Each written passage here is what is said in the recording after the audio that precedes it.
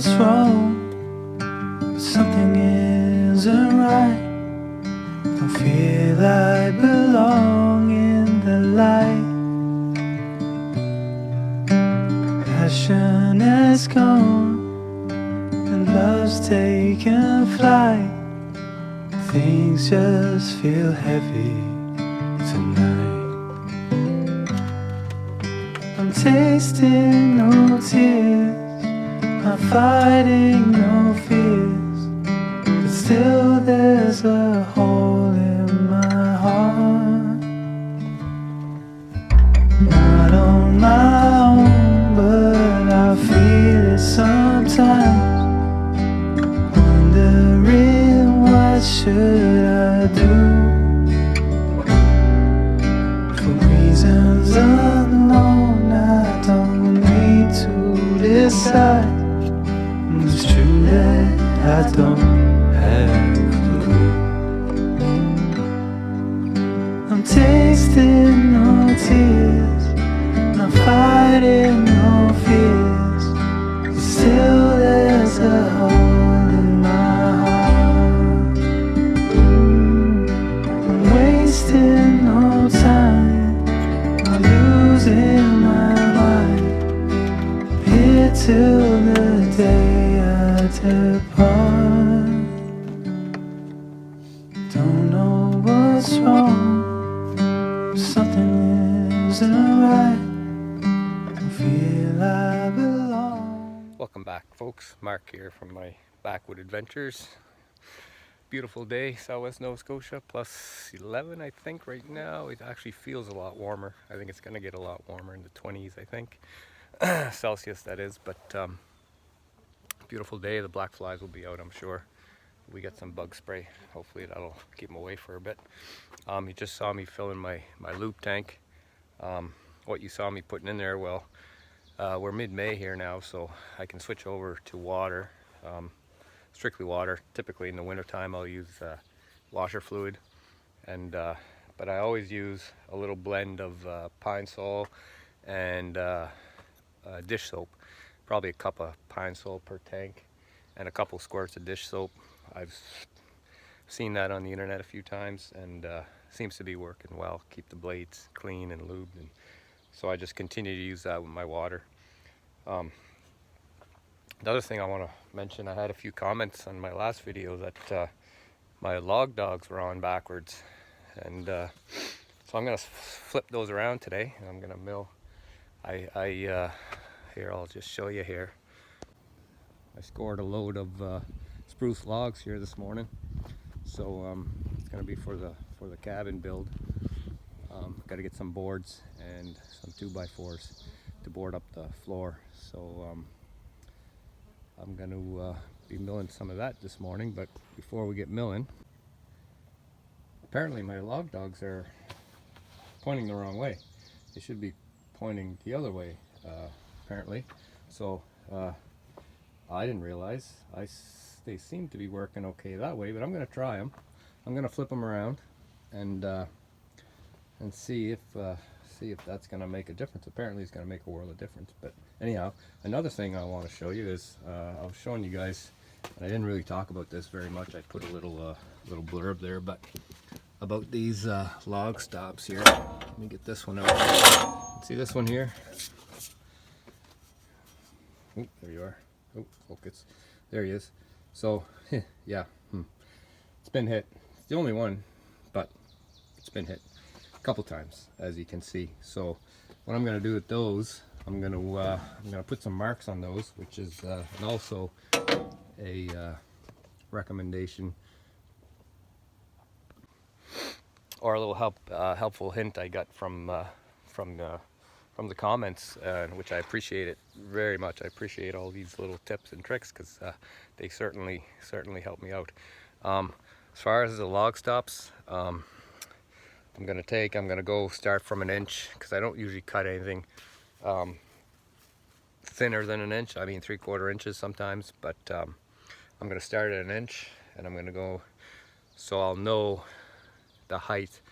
As I explained, the way they're designed, if they're, that way, facing the log, or tight to the log, I can see that end, and I can see I'm going to clear it. When it's this way up against the log, well, I can't really tell. But if I have those marked, well, then I'll know I'm an inch, I'm 2 inches, I'm 3 inches, I'm 4 inches up, or whatever. If you have a chance, if you haven't already, you should tune into Sawing with Sandy. He's got an excellent video on his log stops and how he marks them. If you get a chance, give that a tune into that one. It's a pretty good video. Anyhow, I'm gonna mark those. I'm gonna flip my log dogs around, and then I'm gonna probably load up a log on the mill here and get milling. Yeah, I got these, I got my log stops here marked. There's one more thing I want to show you. This is something out of my head here. I don't think I've seen it in the owner's manual for woodland mills, and it may be there. I just may have missed it, and it's probably there, but I'm just going to show you. I haven't seen any videos on this or anything, but I'm sure there's some out there. But these log stops there, that's what squares up your cant or your log. Once you roll it over up against these log stops here, you try to get it as square as possible up against those stops, right? So those stops actually should be square, complete 90 degree from your bunk. So here, I'll show you. So yeah, as you can see, I got these marked now. So hopefully there'll be no more of that going on my.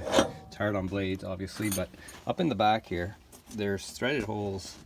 Oops, on the on that square tubing where your log stops slide up and down. Well, I keep getting my finger in the. See if I can do this here. So typically what you do is you raise these up and you lock these down, and your log sits up against here, right? So, but let me just bring it up a little higher here. You want to make sure these are square. And I don't know if you can see, but up above there's a little bit of a gap there. I don't know if you can see that. It's not too bad, but you can see it's not 100% square right there, and it's tight down at the bottom. So what I'm going to do is on the back side here, there's a bolt that I put down in there, and I'm going to tighten this up a little bit until loosen this one. Tighten that one until I get that gone a little bit too far.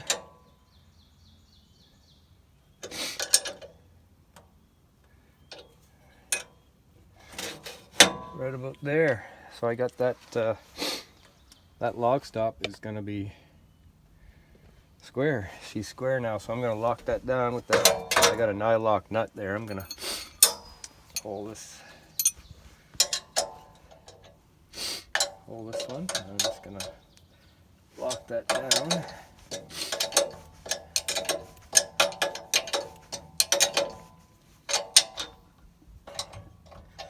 There. So technically that should free up, and then up again, and we should be square. Looks good. So I'm going to do that. There's also a threaded hole down at the bottom in case you got to do some multiple adjustments, but anyhow, that's my thinking of what that is for. Kind of makes sense to me. You want to have your lumber square, right? So anyhow, I'm going to do that to the other one, the tall one. And I guess if you're switching these over from bunk to bunk, you'd have to do it to all of them. But I'm going to do it on these two for now, and I'm just going to be cutting, I think, 8 or 10 8-foot logs today, so I should be fine on those two. But if I gotta move them, I'll do it. I'll adjust it. But I kind of had that in the back of my mind when I built the sawmill. I noticed those there, and I figured that's what they were for. And I'm thinking, well, they're gonna be square for a while. I'll check them one of these days, and well, today's one of these days. So anyhow, we're gonna see how that's gonna work, and we're gonna try those log dogs that are switched over, and we'll see how things work today. Excellent. Well, glad to have you guys along, and I'm going to be doing some milling here, so I'll probably, if you guys want to stick around, excellent. If not, that's great too. But anyhow, I'll see you back at the mill here when we're ready to mill.